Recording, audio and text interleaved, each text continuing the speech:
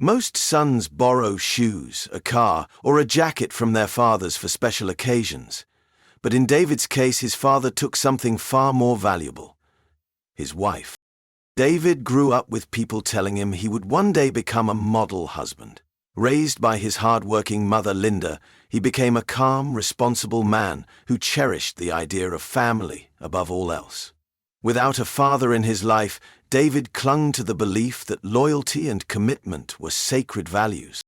When he met Sarah during their university years, he thought he had found someone who shared those beliefs. They married soon after graduation, both eager to build a future together. David worked tirelessly at a steady office job, and Sarah, ever the dreamer, focused on opening her boutique. They weren't wealthy, but they were happy. Or so David thought. The cracks began to show when David's estranged father, Jack, made an unexpected return to their lives. Jack was the kind of man who could command attention the moment he entered a room. Dressed sharply in tailored suits, with a roguish charm and a booming laugh, he was everything David wasn't.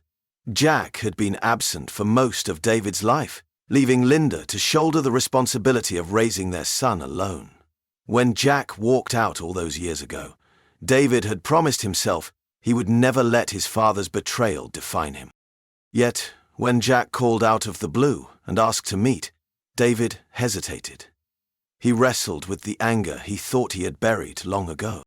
"You should hear him out," Linda said, when David mentioned the call. "Maybe he's changed." "Men like him don't change," David muttered. Still, he met Jack for coffee, intending to keep the interaction brief. To his surprise, Jack showed a genuine interest in reconnecting. He claimed to regret his mistakes and wanted a fresh start. Reluctantly, David invited him to dinner, introducing Jack to Sarah. From the moment they met, Sarah seemed captivated by Jack. "It's nice to finally meet you," she said, her smile warm. "And you must be Sarah," Jack replied smoothly. David's done well for himself, with the boys still watching. That evening, Jack regaled them with stories of his business ventures and travels. Sarah asked questions, clearly impressed by his charisma and tales of success. David sat quietly, the conversation leaving a bitter taste in his mouth. After Jack left, Sarah couldn't stop talking about him. "He's so different from what you described," she said. David shrugged. "He's good at making a first impression." Sarah's curiosity only grew. She began asking questions about Jack's past and encouraged David to spend more time with him. "Maybe it's time to let go of the past," she suggested one night. David sighed. "You don't know him like I do." When Sarah decided to open her boutique, she turned to Jack for help. He offered to connect her with his business contacts and even helped her navigate the paperwork. What started as occasional advice quickly turned into regular meetings. David's discomfort grew as Sarah and Jack grew closer. She would come home late, explaining that she and Jack had been discussing her boutique. At first, David wanted to believe her.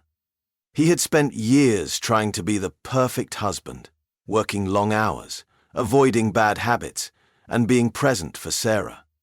Surely she wouldn't betray him. But as the months passed, the distance between them widened. Sarah grew critical of David, comparing him to Jack's confident, ambitious personality. "You could learn a thing or two from your dad," she said one night, half joking. David bristled. "Don't put him on a pedestal. You don't know what he's really like." "Maybe you're just jealous," she replied lightly, but her words stung. She turned.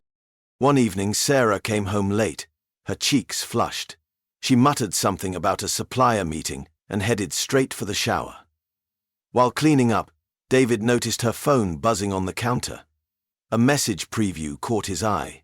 She told him she would be fine after hours at the ship.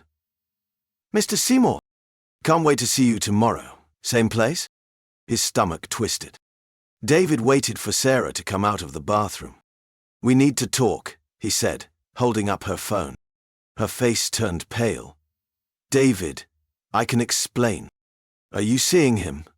David interrupted, his voice shaking. "My father," Tears filled her eyes.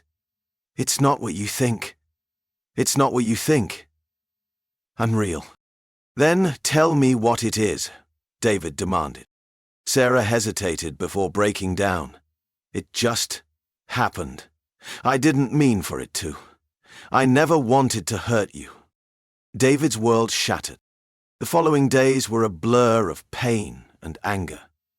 David couldn't bear to look at Sarah, let alone speak to her. Jack, ever the coward, disappeared once the affair was exposed, leaving Sarah to face the fallout alone. "I love you, David," she pleaded. "It was a mistake, but we can get through this."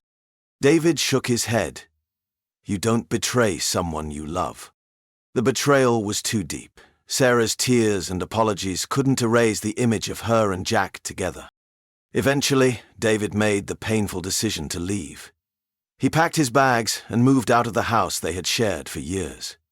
The life he had worked so hard to build was gone, replaced by a gaping void of mistrust and heartbreak. Sarah tried to reach out, sending messages and even showing up at his new apartment, but David refused to see her. He focused on rebuilding his life, finding solace in therapy and the support of close friends. He leaned tailored. Months later, David heard through mutual acquaintances that Jack and Sarah's relationship had fizzled out. It was no surprise. What began in betrayal rarely ended well. Though the wounds remained, David found strength in knowing he had chosen integrity over bitterness. The experience taught him that loyalty and trust are fragile, and once broken, they can rarely be mended. David moved forward, vowing never to let anyone take advantage of his trust again.